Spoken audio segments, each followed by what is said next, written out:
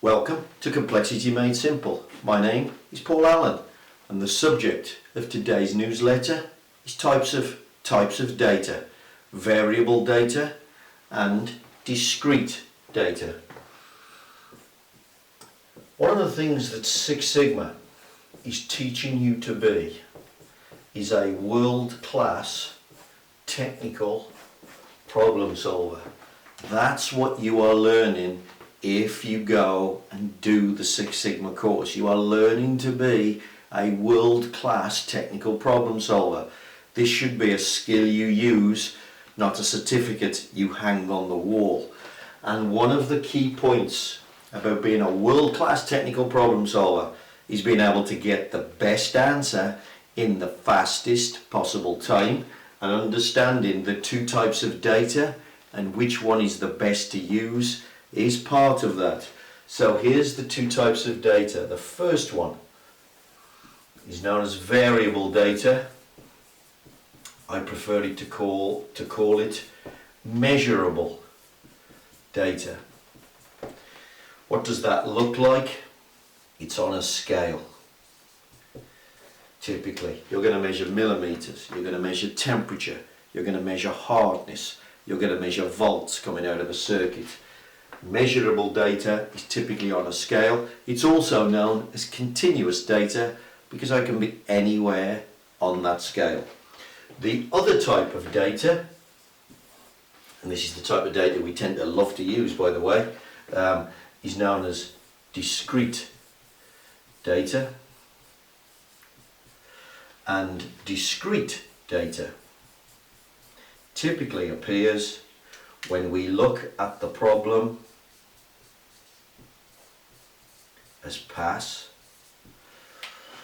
and fail.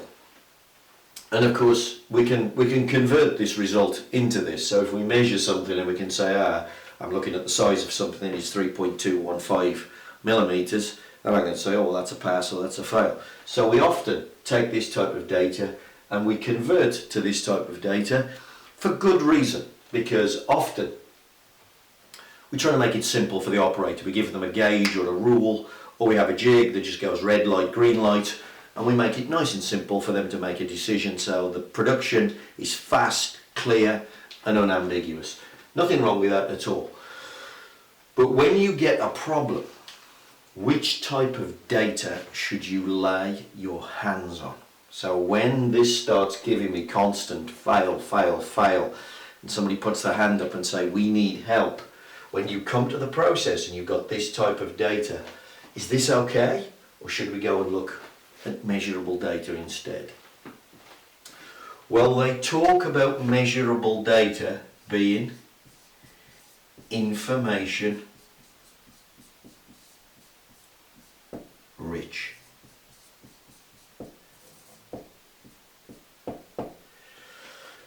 Because it's information rich, the amount of data points you need is so much smaller. If you worked out a statistical sample size for this type of data, typically it only wants you to go and get 30 to 50. If you go and work out a statistical sample size for this type of data, wow, look at the difference. 1,000 to 3,000. So, if you want to get information, lots of information, fast, you're a world-class technical problem solver. That's what you use, information. You need this stuff. Let me show you what happens. Imagine, let's draw a picture, look. You go to a problem, you measure it. Problem looks like this. We'll say there's 5% in each tail. What have you got to do to fix that? Well, this is a problem with noise. You have to squeeze that distribution in. If you have this problem, typically, it's going to take 3 months to fix that. You're going to need a team, and it's going to take a project. Probably a Six Sigma project. Okay, discrete data, by the way, is just going to say you just got a 10% reject rate. Okay, so there's picture number one.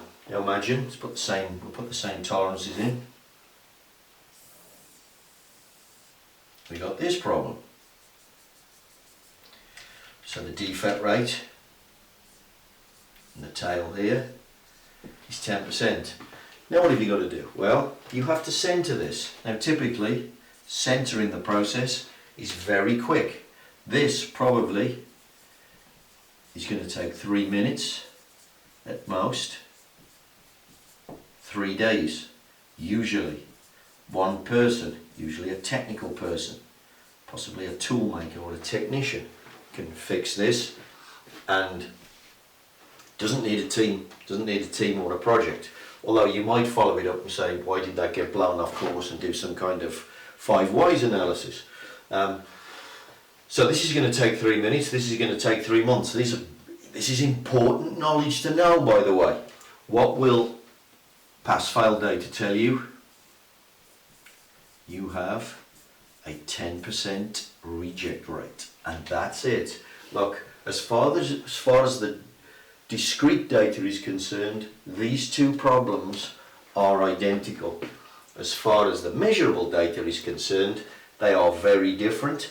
They need 2 completely different types of action and reaction, and you can see the amount of different resources that you need. You need to know measurable data. This is gold dust data. This is the data that you want to get your hands on, if at all possible. Now, in the difference between types of data and getting the best type of data makes you a world-class technical problem solver. If you'd like to know more about any of the concepts covered in this video, or any of the other concepts covered in my other tutorial videos, then here's my latest book, Drink Tea and Read the Paper. Covers everything you need to know about how to make sure that Six Sigma becomes world-class engineering in your company. Otherwise, if you'd like to get in touch with me, a little bit of help about Lean, a little bit of help with Six Sigma, please contact me on the email below.